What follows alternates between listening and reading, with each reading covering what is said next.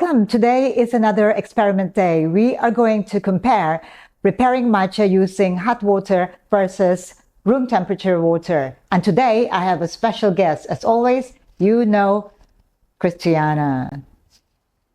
Hello.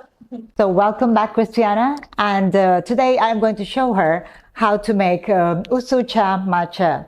Now, what is Usucha? This is really the new kind of matcha that everyone should be trying. It is, I would call it matcha cappuccino without milk. So what we're going to do is we're going to use a very similar ingredient, exactly the same ingredient, but very similar tools here. So here we have our made in Japan KANAYA bamboo whisk, and we've just soaked it in hot water. I'm going to put it there for you to use. And this one is mine, the same type of bamboo whisk. And we are going to use a high grade of ceremonial matcha here. It's going to be one of those emperor grades. And this is perfect if you want to drink matcha without milk. So for those that are having their matcha regularly, the latte way, it really doesn't matter whether your ceremonial grade is right there on top or just the middle. But if you're going to have it without milk, it's best to be the top. So what we're going to do here is I'm going to use this matcha as the main ingredient and also water.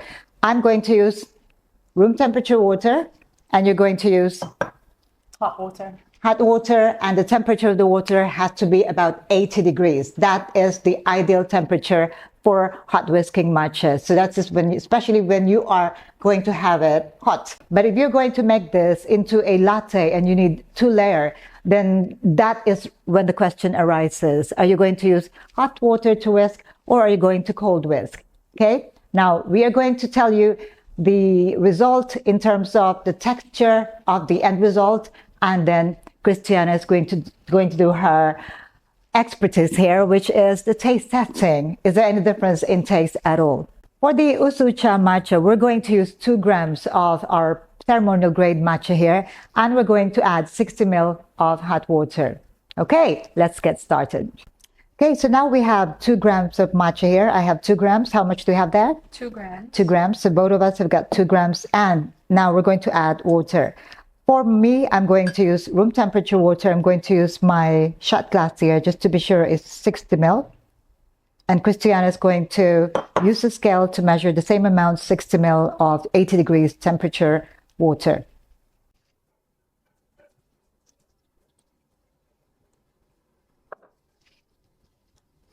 Okay, now we're going to start whisking.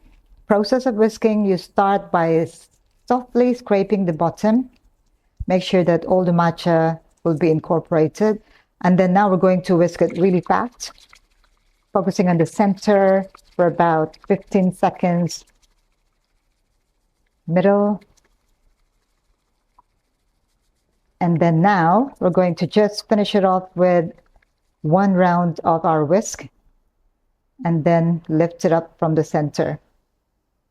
Okay, so now we're done whisking. Christiana, what do you think of the texture?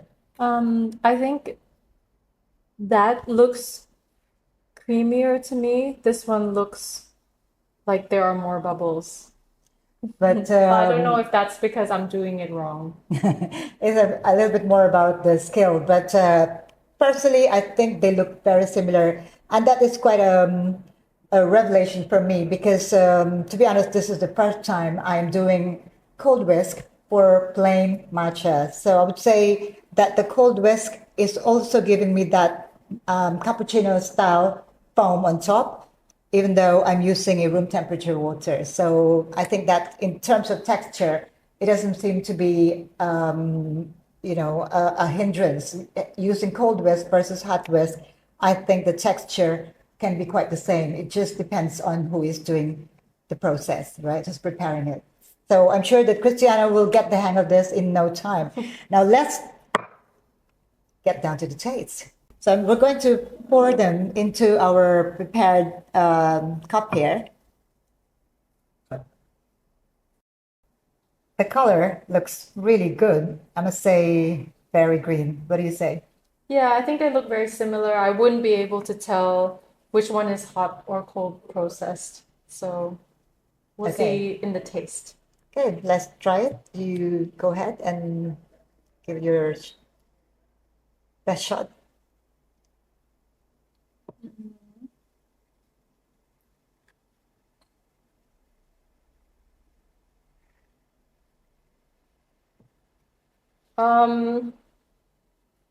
So obviously one is hot and one isn't.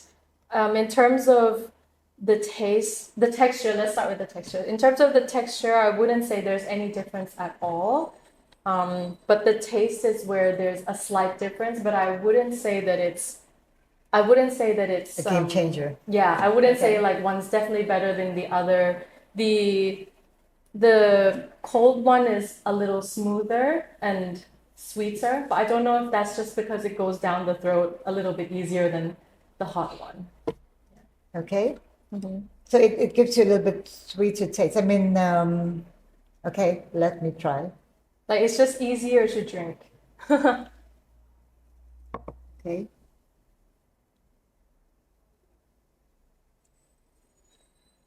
Yeah, I think it really depends on the time of day, isn't it? Like if it's the morning, I'd prefer something hot. But it isn't super hot though. It's not like having a hot coffee versus a cold coffee. Right. But I think in terms of general pleasantness, I would say that this one's better just because this one is warm and this one is like it just goes down a lot easier. Okay, so I suppose from this experiment, I would say unless you are going to serve your matcha hot, you don't need to use hot water. Am I right in saying that? You can use cold water, room temperature water to prepare your matcha latte. Let's say you're going to make coconut matcha and it requires matcha on top without milk. So you can use cold water. There's no need to go a little bit out of the way by getting one of these expensive temperature controlled kettle, right? So if you're just serving them all ice or cold, then you can use cold whisk. Yeah, Is that a correct conclusion from your I think so. finding? Okay. It's not worth the difference. Okay. Yeah. So there you go. So we're doing this because we would like to let you know how you can make your life a lot easier serving matcha in your coffee shops or even having them at home. If you have any questions at all about any of our findings, our methods here, or anything that you'd like to know about matcha, do let us know in the comment below. Well, that's all we would like to share with you today. If you do make this experiment at home and you find a different result, do let us know. In the meantime, thank you for watching. Ciao for now.